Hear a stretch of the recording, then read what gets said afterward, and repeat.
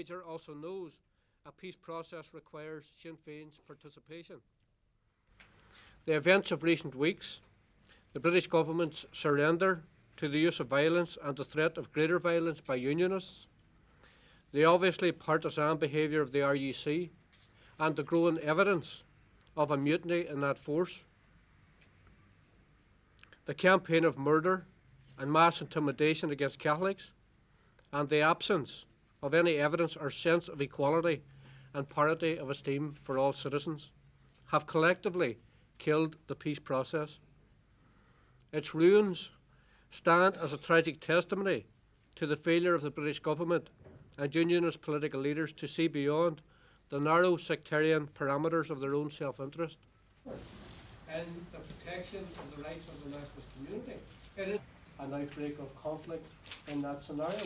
And I think that my presence on the wall, I often sit back and reflect at night, was there anything that we done wrong in Sinn Féin? What did we do wrong in the period that led up to the IRA cessation of 1994? What did we do wrong in the 18 months after that cessation commenced that prevented John Major and his government speaking to the political representatives of 43% of the nationalist community in negotiations? At this critical point in Anglo-Irish affairs, it is time. We are facing, in my opinion, a very serious and critical time in the history of our country.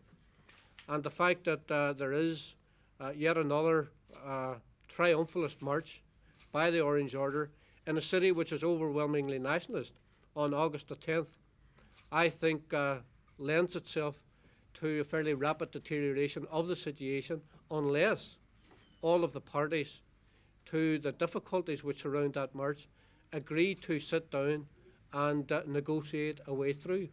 And I obviously would appeal to the apprentice boys and to unionist leaders to recognise the absolute essentiality at this stage of their organisations being prepared to sit with people to work out these difficulties. And I went on to Derry Walls, and my sole concern at that time wasn't protest.